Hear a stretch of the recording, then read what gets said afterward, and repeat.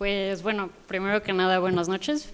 Sean todas las personas aquí bienvenidas a la presentación de La Bajamar, que aunque es un libro que se publicó en 2022, que parece muy lejano visto que ya es un año nuevo, es un libro que ha ganado el premio de la revista El Gran Continent.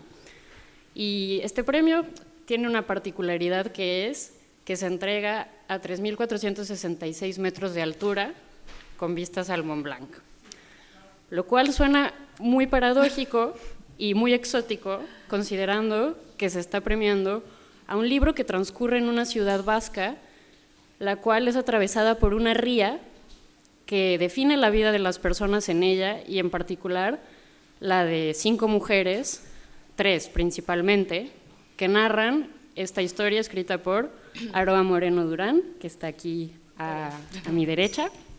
Aroa es escritora, es periodista y esta no es la primera novela que se le galardona. De hecho, con La hija del comunista tuvo también un premio, o sea que podemos considerar que estamos ante una mujer muy top. Y a ver la siguiente, qué vértigo. También está con nosotros Marian Martínez Bascuñán, que es periodista, es profesora en la Universidad Autónoma de Madrid y es colaboradora en el periódico El País. Así que muchas gracias también por estar, Marian. Hola. Y aunque está a la distancia, está con nosotros Andrea Marcolongo, que es escritora, es traductora y es miembro del jurado que conforma este premio de la revista El Gran Continent. Así que, Andrea, aunque sea en pantalla, pero gracias por también estar.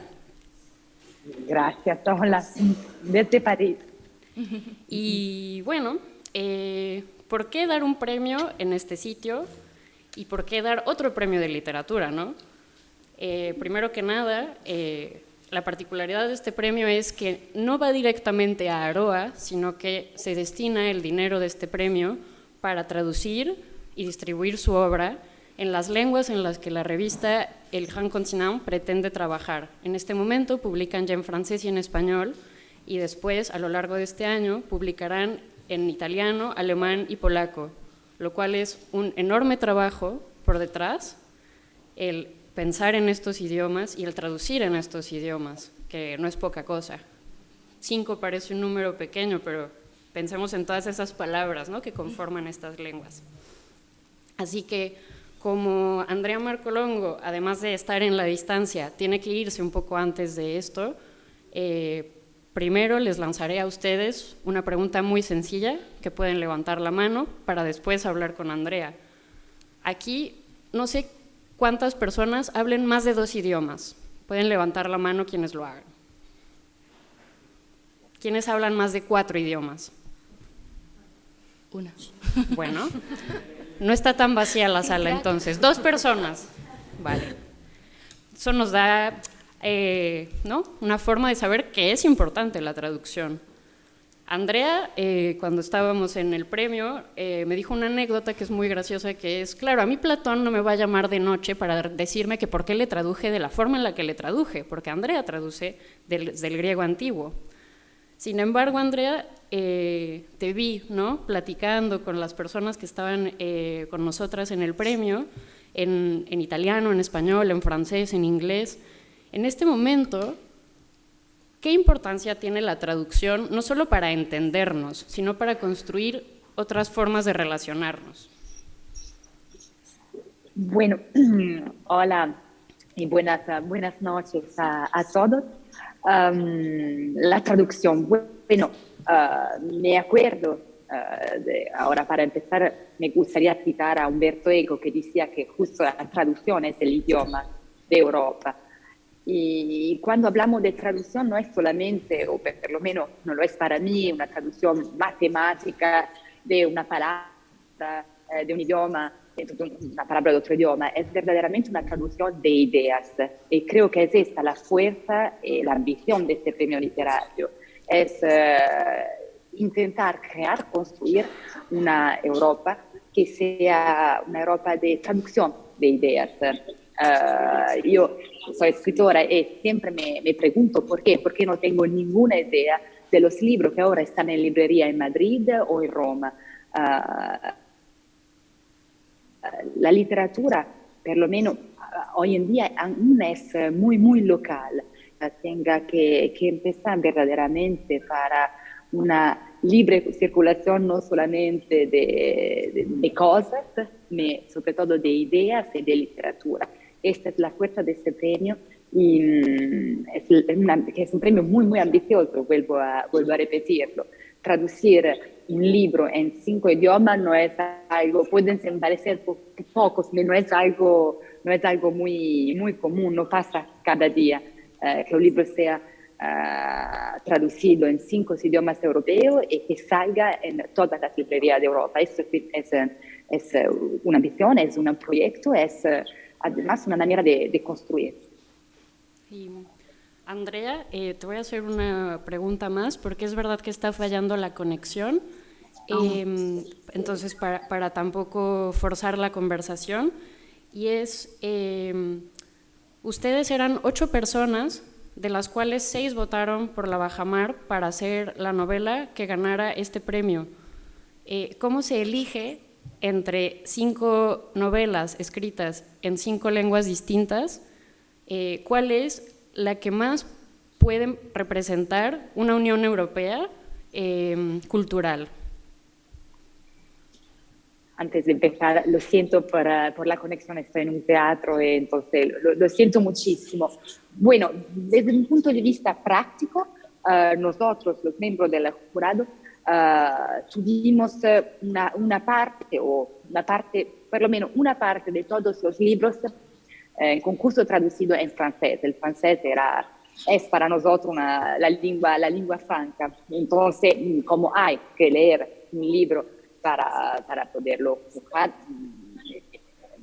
era necesario empezar a leerlo en francés. Luego, cada miembro del jurado podía leer los libros integralmente en su idioma. Pero no es solamente como decía antes, una cuestión lingüística. Este premio es el resultado de unas discusiones,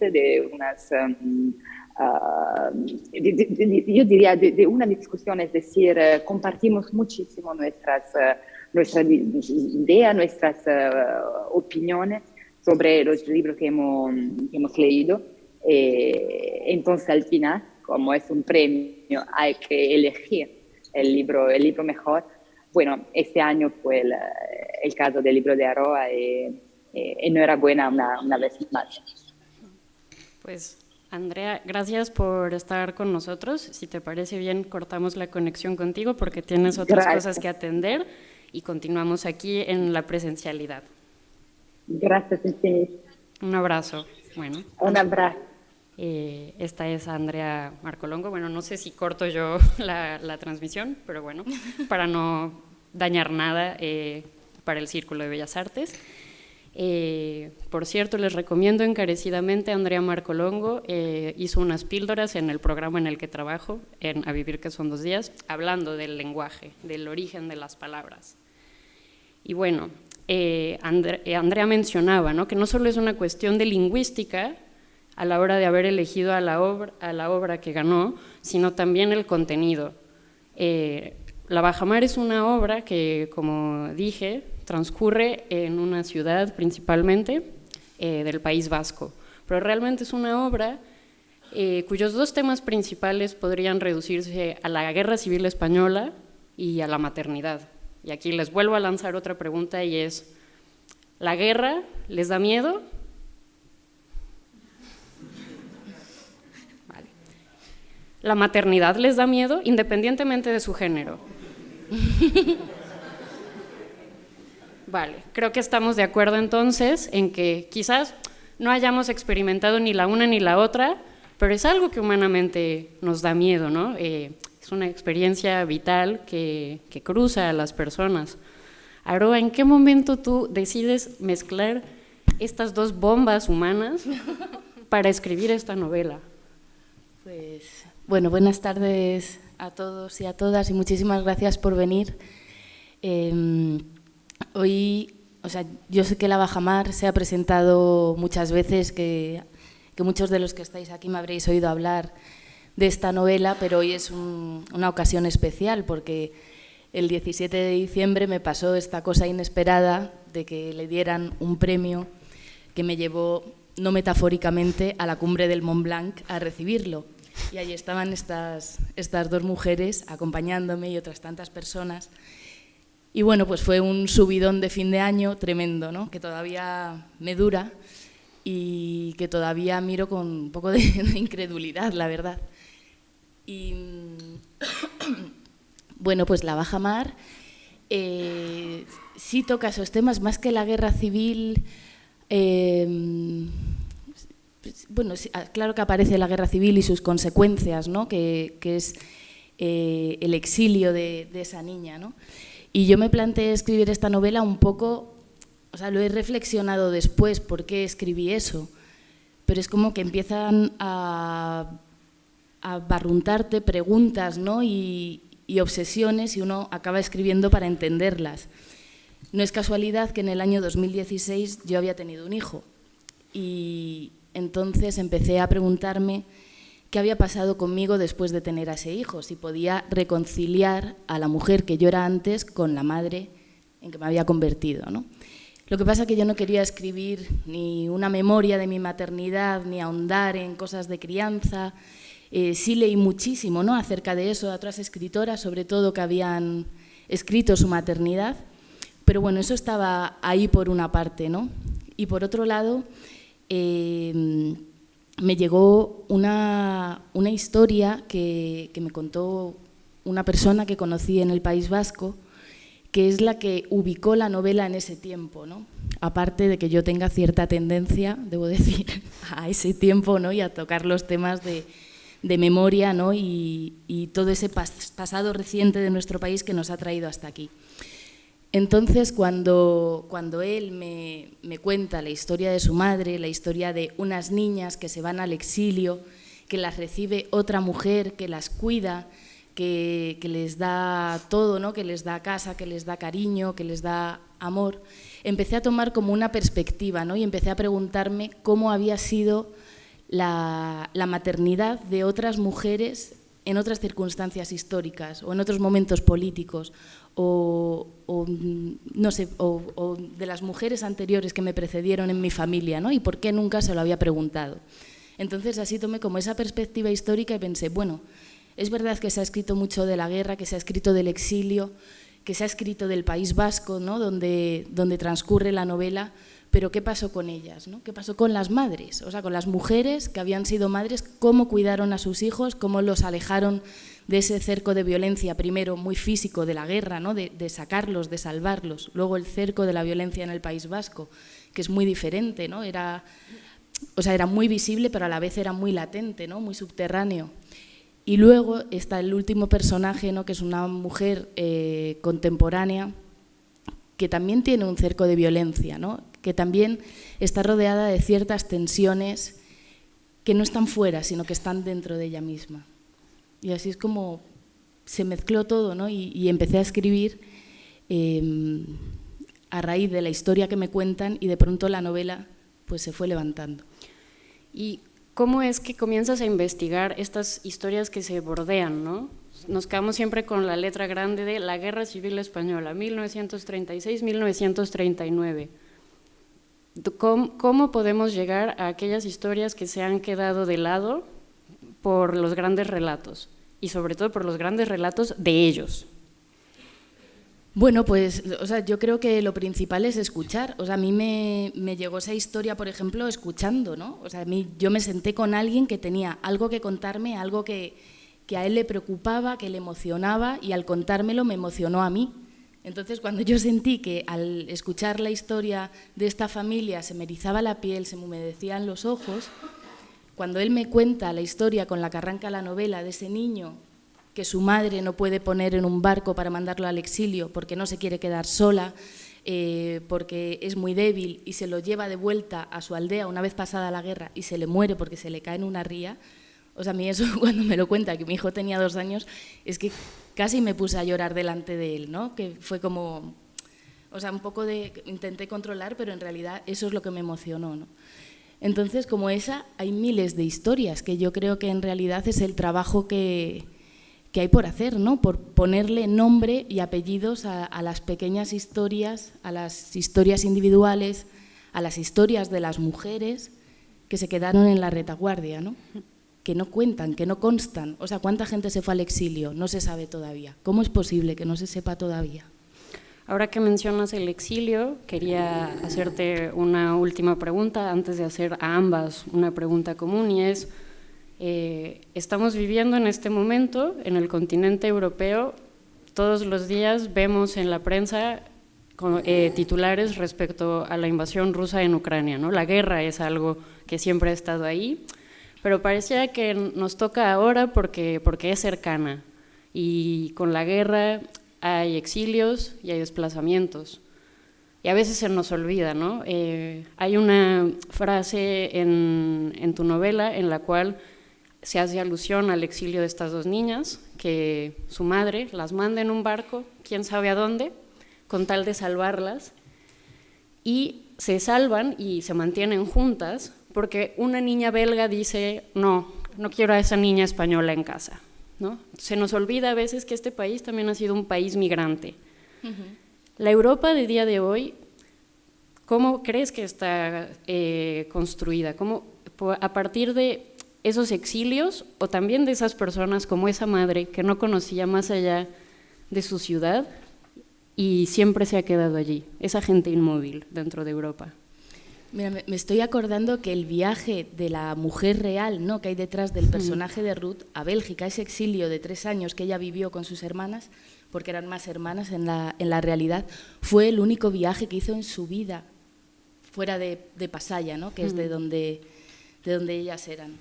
No sé, yo cuando pienso en Europa, o sea, cuando intento pensar qué significa para mí Europa o ser europea, me cuesta muchísimo pensarlo como un lugar que tiene unos confines, ¿no? Porque dónde acaba y dónde empieza. Está claro que tenemos muy claro dónde acaba porque impedimos, ¿no?, que llegue gente que también huye de lo mismo, ¿no?, que huye a esta gente.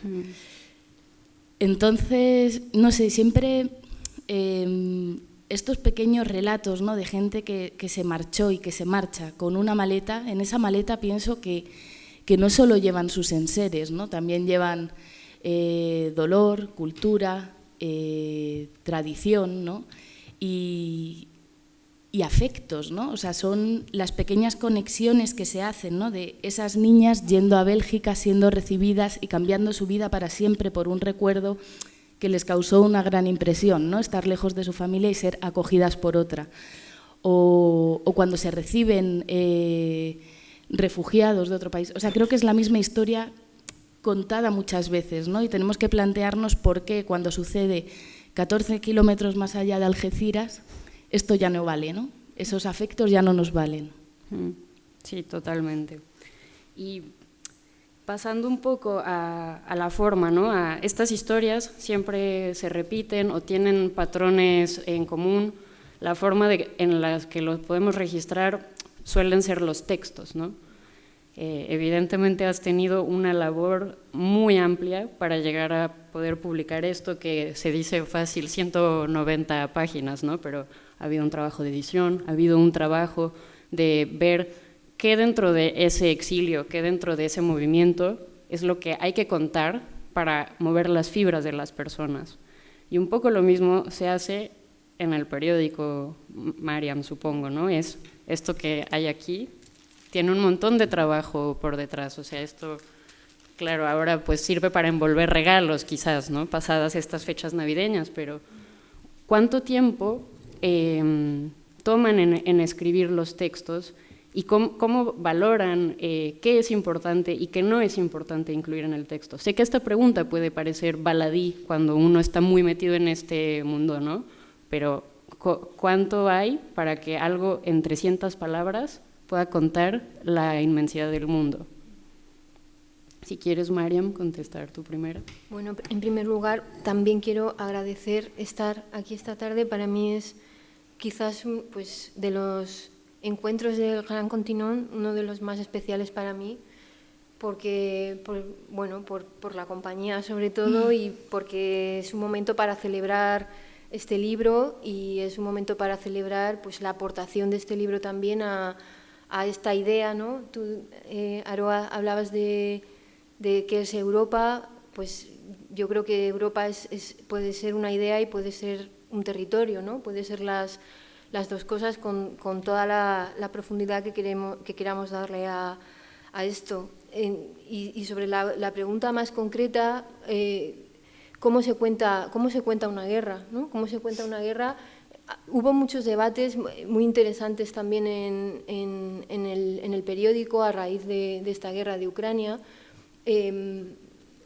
viendo también, comparando, ¿no?, las portadas de cada uno de los medios internacionales, de qué es lo que se destacaba cada día, porque es verdad que es algo muy delicado y al mismo tiempo es una responsabilidad muy grande. Y había como dos opciones, como contarla desde un think tank, ¿no?, con todas esas reuniones internacionales de gobiernos, de foros internacionales que estaban debatiendo sobre la estrategia y sobre todo esas negociaciones previas y finalmente pues la guerra en sí, y luego efectivamente pues el rostro de la guerra, ¿no?, esas historias cotidianas de la guerra que es verdad que son las que interpelan a las historias cotidianas y con las que más nos podemos sentir identificados, ¿no? Por ejemplo, yo tengo en la memoria imágenes, y esto es otra cosa que diré después sobre la novela de Aroa, de cómo pues un día se retrataba a un orfanato, por ejemplo, o un hospital, algo que también sale en la novela, o cómo los niños contaban también lo que les estaba pasando, los zulos en los que se metía sobre todo a las mujeres, las violaciones de guerra, cómo se cuenta algo así, ¿no? Bueno, es algo complicado y por eso es tan importante la literatura. Yo creo que nos quedan muchos años para ver la guerra de Ucrania desde la literatura, y por eso es tan importante que se dé a conocer y que exista algo así como un espacio público europeo literario también, ¿no? No solamente a nivel político. Europa tiene que ser algo más que las instituciones europeas. Europa tiene que ser también memoria, y yo creo que eso es otro de los grandes temas de la novela, la memoria. Yo leía hace poco un capítulo delicioso de Hannah Arendt en Hombres en tiempos de oscuridad, que hablaba que se lo dedica a Isaac Dinesen, y ella hablaba de esto, de cómo la recompensa de relatar historias, decía, es poder dejar que se vayan, ¿no? Y cómo necesitamos contar esas historias para reconciliarnos y dejar que se vayan, ¿no? Y ella decía, cuando el narrador es leal a la historia, como Memorias de África, ¿no?, como esas historias esa historia que cuenta también en Bajamar, dicen, si el narrador es leal a la historia, entonces al final habla el silencio, y que cuando se traiciona a la historia, el silencio no es otra cosa que vacío, ¿no? Y creo que hay una labor muy importante aquí en esa construcción de las memorias.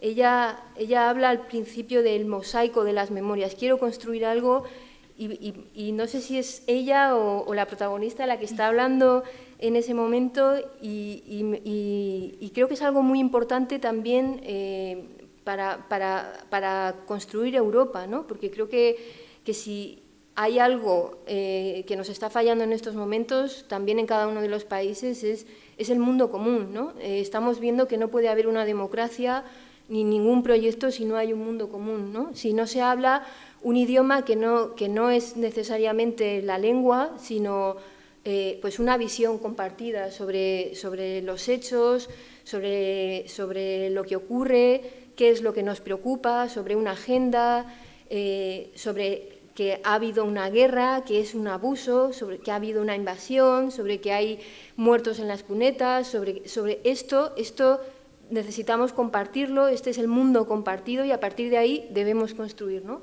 Y yo creo que en ese sentido la novela Bajamar, que también es una metáfora en sí misma, ¿no? Y esto también, es que quiero hablar tanto. Tenemos tiempo pero creo que lo consigue, realmente lo consigue. Y me callo. Dejo un poco para después. Pues Aroa, un poco con lo mismo. Claro, como es que tienes una frase, perdón, pero es que vale un poco, no importa tanto lo que Estamos nosotras digamos. las dos, Claro, porque Aroa tiene unos párrafos hermosos en los cuales define todo de una manera brillante, y es una de las frases que más me resonó en la cabeza es: los recuerdos de las familias no hay que vivirlos para tenerlos, solo hay que contarlos. Y preguntarlos. Y escucharlos. Escucharlos. Claro, una coma. Entonces, claro, aquí también hay una cosa que se nos olvida. Hemos ido a la imagen grande, ¿no? A la guerra, al contexto internacional. Pero también las pequeñas historias son las que definen el país, ¿no? O sea, los países. Son las decisiones personales de un grupo pequeño de personas las que afectan a otros. También tiene Aroa otra frase en la que dice: mi madre miró al cielo, algo rezaría. Seguro que algo pidió mirando a ese cielo lleno de humo. Seguro que maldijo a mi padre, que maldijo a los hombres que nos habían llevado a ese lugar. ¿Qué pasa con los hombres y las guerras? ¿No? Aroa, volviendo a este tema, porque sí me interesa mucho, ¿no? Cuando te dieron el premio en el Mont Blanc, hablamos sobre la importancia de hablar de la guerra civil, ¿no? Y te pregunto otra vez, ¿por qué hablar en otro libro más, como tú dijiste, sobre la guerra civil? Pero también, ¿por qué otro libro más sobre maternidad? Que es, como tú me dijiste, la mitad del relato que nos define a todas las personas que estamos aquí presentes y que no interesa a casi nadie, ¿no? O sea, parece una cosa, además, alegre, feliz, y tu novela no lo muestra como algo que tiene un único adjetivo para definirlo. Al revés, la maternidad, las maternidades que tú reflejas en tu libro son oscuras y son dolorosas, pero eso no les quita la belleza. Sí, o sea, la verdad es que yo luego, después de escribir la novela, pensé, esto ha quedado un libro triste, ¿no? O sea, la atmósfera del libro puede ser triste, pero para mí, mientras que escribía, esa tristeza estaba muy relacionada, o sea, era como proporcional al amor que contenía el libro. O sea, eran como dos emociones súper revolucionadas para mí en la novela, en cada una de las mujeres que hablan, ¿no? Desde la más joven a la bisabuela primera, ¿no? Y bueno, o sea, sobre lo que decías del mosaico de memorias, en realidad yo solo puse en la boca al personaje, ¿no? A Dirane, pero en realidad es algo que pienso, ¿no? Porque creo que ya es como la única baza que nos queda. O sea, una vez que fallecen ya todas las personas que vivieron la guerra civil, la mujer que inspiró a Ruth se murió en primavera, por ejemplo, ¿no? Pero por lo menos pudimos conservar su testimonio, ¿no? Tanto la familia como yo. O sea, porque su hijo era la primera vez que se sentaba delante de ella a preguntarle, oye, ¿cómo fue? ¿Y cuándo os fuisteis? ¿Y qué pasó en el barco? ¿No? O sea, hasta que su madre tuvo 90 años no le había preguntado.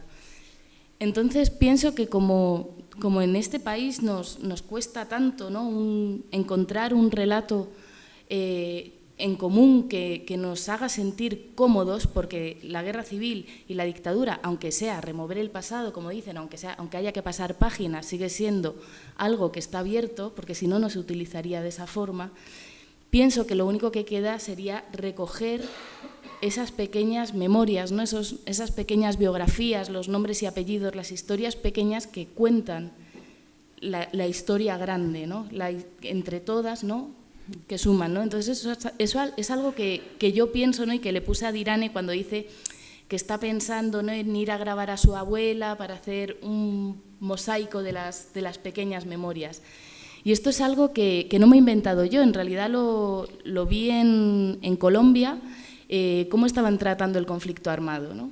El relato que estaban componiendo era el de las pequeñas memorias de la gente con respecto a toda esa violencia, ¿no? De todos los testimonios. De hecho, en el museo tenían como grabaciones de gente hablando, uno, otro detrás de otro. Y luego, bueno, sobre la memoria bueno, o sea, en resumen de esto, decir, otro libro de la guerra civil, bueno, pues si la herida no está explicada y si la cicatriz tampoco, a lo mejor hay que seguir hablando. Ellos están muy contados, ¿no? Los que activaron la historia, los que fueron a la revolución, los que se pusieron ahí delante y los que llevaron a las familias a ciertos lugares. A mí me interesó enfocarlas a ellas, ¿no? Saber qué habían hecho ellas, cómo lo habían pasado, cómo habían sobrevivido. Y dentro de las familias existe otra memoria, ¿no? Que es esa, la de sentarte delante de tu familia a preguntarle cómo fue el pasado. O sea, cómo fueron. ¿Fueron felices? No. Y creo que eso no es solo que te cuenten, es que tú tengas también la valentía de escuchar ciertas cosas que a lo mejor también te ponen a ti en un lugar incómodo. O sea, creo que a veces no es que no se cuenten, es que no preguntamos o dejamos que el silencio, ¿no? Rellene los huecos. Que de hecho tu novela tiene justo muchos párrafos en los cuales cortas de tajo las frases y hay muchos silencios. Hay diálogos que solo puedes imaginar medianamente qué es que está sucediendo porque te resuena, ¿no? Justo utilizas tu memoria para recurrir a situaciones similares en las que te has encontrado como lectora de la novela. ¿El silencio ha servido para construir algo en la memoria colectiva que tenemos en España? Y te lo trasladaría también a la colectiva en Europa. O sea, ¿hemos construido una identidad a partir de no hablar? Yo creo que no, rotundamente no, que el silencio es una forma más de violencia, ¿no? Que cuando no hablar normalmente es por miedo, ¿no? Y eso es que hay una violencia sobre ese miedo, ¿no? Amenazando. Fíjate, yo sí quería poner en valor el hecho de que hubiese esa unanimidad a la hora de dar el premio Aroa a su libro en un jurado compuesto y con esa aspiración europeísta, ¿no? O sea, creo que esto lo tenemos que pensar aquí y hay que pensarlo mucho. Esta obra típica sobre la guerra civil es una obra que genera un consenso en un premio con una vocación europeísta. Yo creo que esto merece una reflexión, porque es verdad que aquí solemos desdeñar esto, ¿no? Otra guerra, otra vez, otra novela sobre la guerra civil, y sin embargo es verdad que hubo ese consenso y es verdad que la vocación de este premio es construir Europa, construir ese espacio cultural, esa idea de Europa. Entonces, a mí esto fue una de las cosas que más me llamaron la atención, el discurso que dio la presidenta del jurado, de cómo ella daba esos saltos, ¿no? Daba esos saltos de la historia de España y cómo eso interpelaba a la historia europea y qué es lo que esto que parece tan local había llamado la atención en un jurado tan cosmopolita y en un premio que tenía esa vocación. Entonces, bueno, yo creo que deberíamos pensar sobre esto, ¿no? Y sobre el silencio, yo creo que sí, que Europa se ha construido también sobre las exclusiones, ¿no? Y una de las exclusiones más importantes, sobre todo a nivel cuantitativo y después, claro, por ende, sobre lo cualitativo, es que sí, que lo que le ocurre a las mujeres es lo que está excluido, ¿no? En el proyecto de construcción europea, los padres del proyecto europeo, los padres fundadores, siempre esto que se ha repetido en cada una de las historias nacionales se sigue repitiendo también a escala europea. Entonces, el hecho de que un libro que tenga esta vocación, ¿no?, de construcción mosaica de memoria,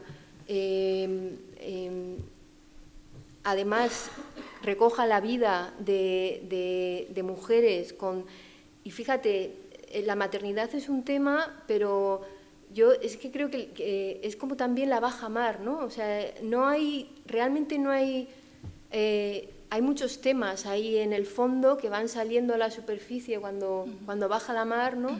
Y hay un diálogo totalmente armonioso entre todos esos temas, ¿no? Desde la maternidad, desde la memoria, desde la guerra, desde incluso el feminismo, ¿no?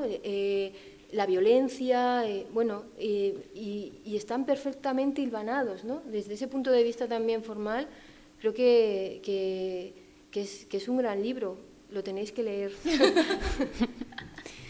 Sí, Mariam, pero sin embargo, cuando estábamos en la entrega del premio, nos comentaste que el libro pasó desapercibido en algunas de las listas, ¿no? Que se cerraban a finales de año para mencionar a aquellas obras que habían tenido un impacto o que podían ser relevantes para su lectura. Sí, ¿no? yo creo que tiene que ver con esta reflexión que yo estaba haciendo, ¿no? O sea, a mí me fue para mí toda una sorpresa y bueno, es un regalo, ¿no? Que ella además... que Aroa viniese por la noche con esa cara de susto. Y además dijo una cosa muy graciosa, porque claro, ella cuando entró en la sala en la que estábamos, de repente se levantaron como 7 hombres y atrás estábamos Fernanda y yo, y cuando nos vio se vino la cara, dijo, esta noche sois mis mejores amigas. Y yo, sí, qué privilegio. No, gracias. Entonces fue algo maravilloso, ¿no? Pero bueno, sí, fue una sorpresa en ese sentido, pero no tan sorpresa. O sea, es que realmente es una novela muy buena. Y otra de las cosas que llama la atención es lo bien escrita que está. Es esa poesía, ¿no? Que hay, que evoca todo el tiempo ese lenguaje que ella está utilizando, ¿no? Se aborda una novela desde muchas esquinas, desde el periodismo también, porque evidentemente tú eres periodista, pero desde la poesía también, y esto es algo que pensándolo, es que es verdad que tienes un pensamiento muy, muy poético, ¿no? Y que es esa forma al final que tienes de manifestar el carácter único de las cosas, ¿no? El carácter único de esas historias que estás contando, pero que al mismo tiempo interpelan e incluso se repiten. Encontramos ecos en la propia guerra de Ucrania ahora, ¿no? Fíjate esto, y creo que eso solo se consigue desde ese pensamiento poético. Y también Aroa decía, bueno, van a creer que esto es una novela muy triste, pero dentro de frases terribles como una madre mandando a sus hijas en un barco, diciéndole a su hija, aquí tienes todo en el Macuto, por favor cuídense, y si vuelves sin la niña te mato. O sea, también hay que tener una capacidad de tejer, de hilar, para poder no dejar las cosas planas, ¿no? O sea, bueno, vamos, no es una pregunta, es un elogio. Me encanta lo que has escrito. Bueno, es que yo pensé mucho en cómo eran las mujeres, ¿no? de esa época, o sea, porque yo me acuerdo cuando mi hijo era pequeño que se lo dejaba a mi madre y estaba todo el rato llamando a ver qué hacían, ¿no? Al principio, ya se me ha pasado. Pero pensaba, ¿y estas mujeres capaces, ¿no? de soltar así, ¿no? Es que no tenían emoción, es que no les dolía, ¿no? Y entonces ese tipo de formas de hablar, ¿no? tan secas a veces, ¿no? De como vuelvas sin esta te mato, o no, cuando... Bueno, iba a hacerme un auto-spoiler. Mejor no. No sé, he pensado mucho en ellas y creo que cuando la supervivencia se impone por encima de todo, ¿no? Sacar a los niños de una bomba que les caiga en la cabeza, del hambre, de morir de hambre, todas las emociones como que se dinamitan, se talan, ¿no? Y habría que vernos, ¿no? En ciertos contextos cómo reaccionamos. Y antes de pasar a las preguntas del público, quiero hacer una... Yo quiero hacer otra hora, ella la primera, ¿vale? Vale. Mariam ya pidió, pero es... claro, nuestras abuelas, ¿no? Nuestras bisabuelas evidentemente tenían emociones, pero no sabemos hasta que no nos lo cuentan, ¿no? Esas memorias. Y eran mujeres que siempre es muy normal, ¿no? Contar en nuestras familias bueno, es lo que tocaba, hacían lo que tenían que hacer. hilvanando estas historias familiares, ustedes, ¿cómo valoran que es eso a lo que nos tenemos que enfrentar, lo que nos toca hacer, ¿no? A las mujeres que estamos viviendo en Europa en este momento, que asumimos como nuestras abuelas asumían que les tocaba lavar los trastes y tejer y todo lo que correspondía a su época y a su género? ¿Qué nos compete en este momento? Empieza tú. Bueno, yo creo que a mí lo que más me interpela, también por mi profesión, ¿no? es esa genealogía feminista, ¿no? Creo que si la novela es un mosaico de memorias, y un mosaico de memorias desde los márgenes, ¿no? Las memorias que han permanecido en los márgenes y que tienen que incluirse también como parte de construcción de Europa, de lo que es Europa, cualquier cosa que esto sea, pero de momento tenemos claro que necesitamos esa idea, que necesitamos ese mundo común, y que ese mundo común tiene que partir de un relato compartido de la historia, ¿no? Y que solo es posible a través de esas historias, de las historias de mujeres, de las aportaciones de las mujeres al proyecto europeo, pero no ver Europa solamente como el proyecto europeo, lo he dicho antes, ¿no? Sino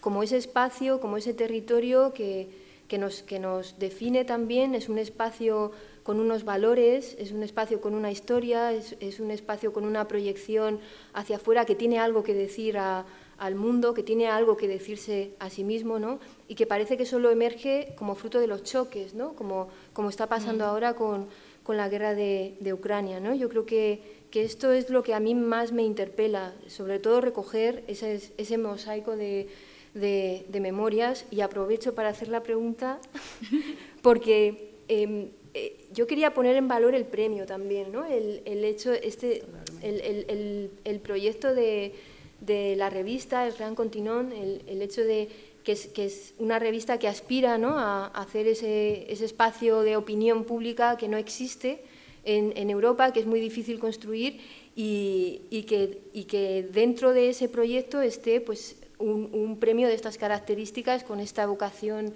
europeísta. Me gustaría saber, cuando llegaste ahí, hiciste un discurso muy bonito que yo creo que deberías leer después, el discurso que ella pronunció cuando le dieron el premio. Si no lo tienes, lo tengo yo, no te preocupes. Lo tenemos vía WhatsApp. Porque me pareció maravilloso y me gustaría, ¿qué es lo que pensaste, ¿no? O sea, ¿qué es lo que también este premio te dice a ti, ¿no? Tú has dicho algo al jurado, ¿qué es lo que el jurado te ha dicho a ti con este premio? Pues, contesta primero a Fernanda, que se va a enfadar. Sobre lo que decía Fernanda, pienso que como mujer hoy que ha disfrutado y disfruta de ciertos privilegios, no sé cuál es mi deber, pero sí entiendo cuál es mi trinchera, que es muy parecida a la tuya, ¿no? Que es contarnos, nombrarnos y hablar de todas las cosas que nos parezcan, ¿no? Dar el punto de vista no solo de la maternidad y de lo que hicieron las mujeres, también quiero opinar de lo que hicieron ellos, ¿no? Y sumarnos poco a poco a ese relato. No sé cuál es mi deber, pero sé cuál es mi trinchera. Es que habla así todo el tiempo. O sea, por favor, tienen que bajar en cuanto acabe esto corriendo a la librería porque se va a vender, vamos. Y, a ver, el premio fue algo como muy sorprendente, ¿no? Y sobre todo cuando yo me di cuenta de qué premiaban, ¿no? Un poco la representación de un imaginario europeo. Y yo pensaba, pero desde esa ría de Pasaya, ¿no? Desde esa familia cerrada, ¿qué le puede estar contando a alguien del jurado que venía de Ucrania, de Polonia, de Italia? O sea, ¿qué les habrá contado, ¿no? Y es algo que me pasa también con las traducciones. Cuando el libro se traduce y empieza a correr en otro país y dices, ¿pero cómo lo estarán leyendo, ¿no? El otro día salía en La República un artículo que era Dolor y tormento en el País Vasco, ¿no? Era el título. Y claro, pues claro que se comprende, ¿no? Y si yo misma pienso en mi escritura, que tiene mucho que ver con quién soy yo, hay un relato europeo más que nada por cercanía, ¿no? De mi propia, es que no quiero decir identidad porque me parece como una palabra peligrosa, pero yo escribo así porque a 2000 kilómetros de mi casa cayó el muro de Berlín, por ejemplo, ¿no? O porque he podido visitar Venecia unas cuantas veces, para mí una de las ciudades más hermosas del mundo, ¿no? Creo que no se puede recibir igual desde otros lugares. Y hemos asistido a hechos a veces nefastos, pero a veces bonitos juntos, ¿no? Entonces entiendo que en el fondo tenemos como unas herramientas muy parecidas todos para entender ciertas cosas, pero también me pregunto, ¿y qué pasa cuando el libro se marche a México, por ejemplo, ¿no? ¿Cómo se va a leer allí, ¿no? ¿Cómo lo has leído tú, por ejemplo?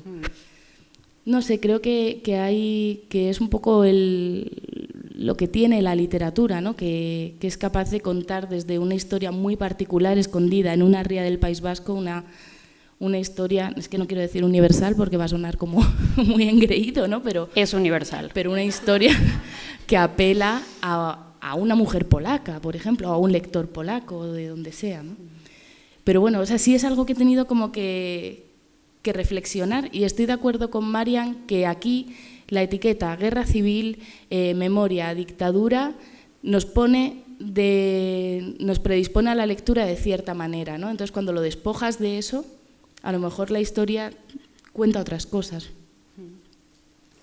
Pues vamos a abrir las preguntas para que ustedes puedan preguntar lo que quieran respecto al libro de Aroa, respecto a la traducción, respecto al premio en sí mismo.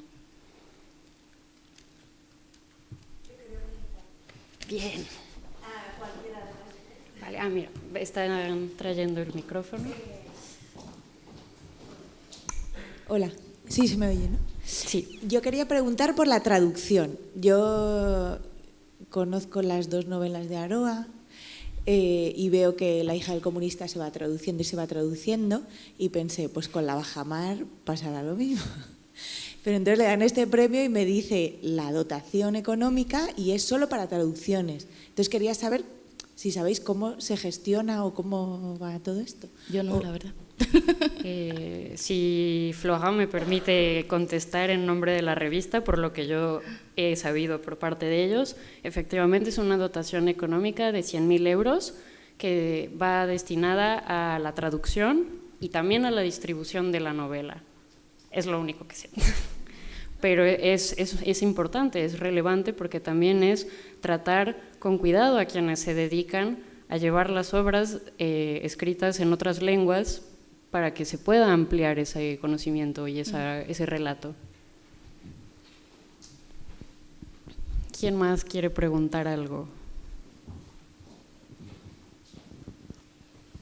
Bueno, en primer lugar, felicidades por el libro. Fernanda Gracias. me ha hablado ya de tu libro tomando un café, así es que nada más bajar aquí me lo voy a comprar, seguro. Gracias.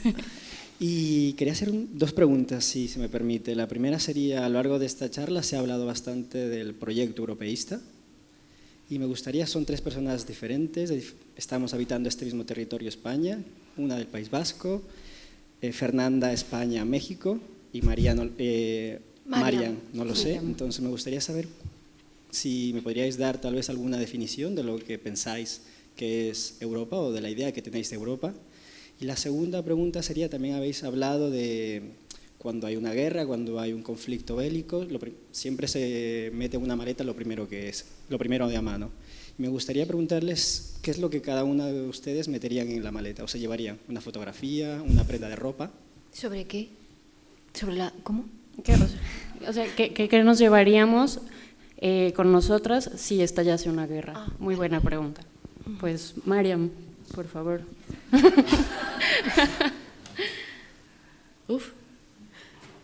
El iPhone, claro.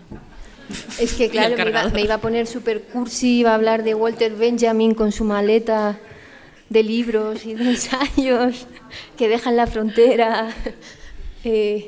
Bueno, ¿qué es Europa? Pues yo ahí hablaría de Latour, a quien he estudiado mucho últimamente, y de Bauman, porque es ese contraste del que hablaba antes, ¿no? La idea y el territorio, ¿no? Creo que eso es Europa. Europa es una idea basada sobre todo en sus ideales, que se traicionan constantemente, pero creo que pueden ser un espejo sin ninguna vocación imperialista, ¿no? Pero que pueden ser ejemplares de alguna manera, ¿no? Y eso por un lado. Y creo que es importante también pensarse como territorio, porque es verdad que el tener unos vecinos determinados hace que nuestras experiencias sean unas experiencias determinadas y nuestros conflictos sean conflictos determinados, nuestro clima haga que tengamos una actitud hacia el mundo también determinada. Es decir, que creo que el mundo es sobre todo geografía, el mundo es territorio, y creo que eso es lo que debe marcar una agenda común, ¿no? Nuestra agenda no puede ser la agenda que dicta Estados Unidos, porque nosotros estamos más cerca de Rusia que Estados Unidos, y al mismo tiempo tenemos lazos distintos con otros continentes a otros estados también por nuestra vecindad, ¿no? Tenemos a África también aquí al lado, y todo eso tiene que conformar nuestra manera de pensar, nuestra forma de relacionarnos con el planeta, pero, como digo, también a partir de esa idea. Y yo creo que en la idea es fundamental que intervenga pues esto, ¿no? Un premio así, una novela así, que mantenga viva de alguna manera esa memoria, esas vivencias, donde se reverberen esos valores, donde se hable de lo excluido, donde se hable de la importancia de esa inclusión, donde se reivindique todo eso con una aspiración universalista, que no tiene que ser mala si no tiene ese afán, como digo, imperialista. Pero yo creo que básicamente Europa es eso, una idea y un territorio. Aroa, ¿qué es Europa para ti? ¿Y qué te llevarías? Si quieren, vamos a qué nos llevaríamos después. Voy a aprovechar para leer eso, ¿vale? Porque yo creo que ahí lo cuento, ¿no? Es muy breve. Aroa es tan magnífica que escribió en una nota consigo misma por WhatsApp su discurso para la entrega del premio. Ahí se los dejo. Ahí he escrito muchas cosas, la verdad. Es muy breve. Lo voy a leer tal cual lo leí allí, o sea que no sé muy bien si digo que estoy en lo alto. Las buenas noticias inesperadas son una explosión de alegría, y más en un oficio como este. Uno escribe en completa soledad y de pronto esas palabras llegan a otros lugares, a otros lectores y lectoras, a cumbres altas y heladas como esta o a las tierras bajas que toca el mar. Es un honor estar aquí hoy para recibir este premio. Si el Mont Blanc no es el corazón de Europa, porque Europa tiene muchos corazones, será su faro. Esta cumbre vigila a los que habitamos sus territorios y su historia.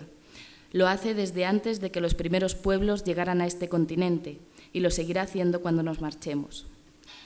Recibir un premio que trasciende a mi país es una alegría muy grande, porque tanto en mi primera novela, La hija del comunista, como en La bajamar, hay una fe mía expresa en la importancia de la comunidad de la que formamos parte, más allá de nuestras fronteras, más allá de nuestras naciones. Hemos sido y somos tierra que camina y mestizaje, y eso debemos seguir siendo. Puertas abiertas, abrazo, lugares de llegada para el que deja una vida atrás, sean cuales sean sus razones.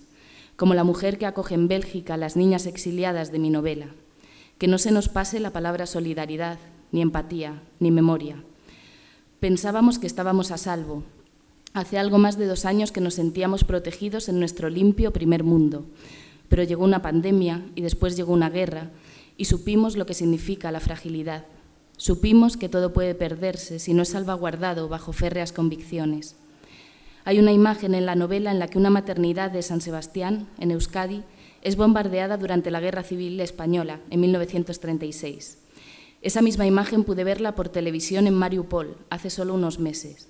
madres saliendo de los escombros de la guerra con sus niños en brazos. También sucede en la bajamar que una mujer pone a sus hijos en un barco sin destino conocido para salvarlos. Otra vez la imagen se repetía. Esa vez era Kabul. Una mujer entregaba un bebé a un soldado para sacarlo de Afganistán. No importaba dónde, quería salvar su vida. Claro que la historia se repite. Pregúntenle a ellas. Y aunque la literatura no puede hacer nada para cambiarlo, en las palabras consta una voluntad de luz. La literatura dice, esto que ves ahora sucedió.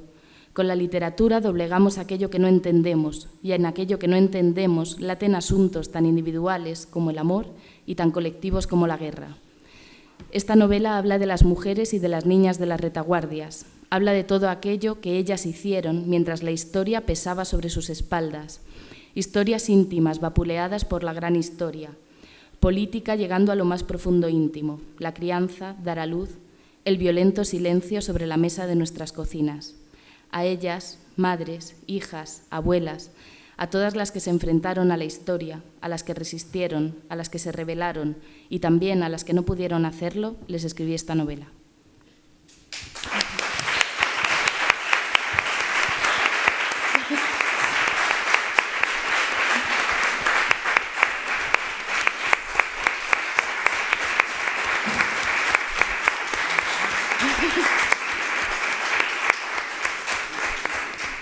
Ha sido idea mía. Claro, Aroa, claro, es muy difícil preguntarte nada más Es que ya no después quería de decir esto. Es para evitar lo de la maleta, que me parece muy difícil. Es una pregunta Pues difícil. fíjate que en muchas maletas de exiliados de esa época había un objeto y curiosamente ese objeto se repite en los equipajes, por ejemplo, ¿no? Voy a saltar muchos kilómetros y años de los migrantes que cruzan desde Centroamérica hacia Estados Unidos. Y es un peine. No sé Cosa por qué. que creyó Aroa, por cierto, que le faltó cuando fue a recibir el premio. Ah, Nos sí. preguntó a María Mami, todos estaban hablando de política internacional. Oigan, ¿tienen un peine? Sí, sí. Se me ha olvidado al hacer el equipaje. Claro. O sea que... Esa fue mi preocupación. No, pues sin ¿Sabes peine. lo que tiene hacer el equipaje en 2 minutos? Claro. Así que un peine creo que no es lo que llevarías en tu caso, Aroa. Mira, no me acordaba, sí, es verdad. Mariam, No. ¿qué llevarías tú? Pues fíjate que a mí me llamó mucho la atención y me quedé con esta imagen de la corresponsal del país en la guerra de Ucrania, María Sauquillo. Me encantaba que muchas veces en las fotos en las que ella salía con las uñas rojas y a veces incluso una vez con un vestido, ¿no? Y ella se estaba reivindicando ahí con sus uñas rojas, contando una guerra también. Me pareció maravilloso ese contraste y cómo ella reivindicó eso ahí en ese escenario, a pesar de lo mal que lo estaba pasando, cómo tiene que ser para una mujer de esa edad también estar ahí de corresponsal, contando esa guerra y decir, voy a pintarme las uñas también de rojo, aunque esté aquí, en una guerra. ¿Te llevarías entonces un esmalte? Sí, rojo. Rojo. Yo pragmáticamente me llevaría un jabón, un peine, fíjate, estoy despeinada ahora, no me cuesta. Simbólico, fotografías, indudablemente. Y Europa, que es para mí un territorio que se disputa a sí mismo. No sé si tengan alguna otra pregunta que quieran hacer. Tenemos, creo que todavía un ratito, si no estoy equivocada. Si no, por favor. Vamos por el micrófono, si les parece bien, porque se está grabando esto para que quede con un buen sonido y tengamos un registro de esto para después. Lo primero, felicidades. El libro para mí es fantástico y toca mucho la patata. Entonces me gustaría que nos contaras si realmente tú crees que cuando el jurado te ha dado este premio, ellos han sentido lo que tú has querido transmitir en el libro para decir, este es el libro. Eso espero. No lo sé, porque o sea, yo alguna vez me he emocionado escribiendo, que es una cosa muy triste, ¿no? Que estés escribiendo y tú sola ahí, que se te caiga como la lágrima, ¿no? Pero la verdad es que cuando eso sucede, entiendo que al que lo lee también le puede llegar a emocionar.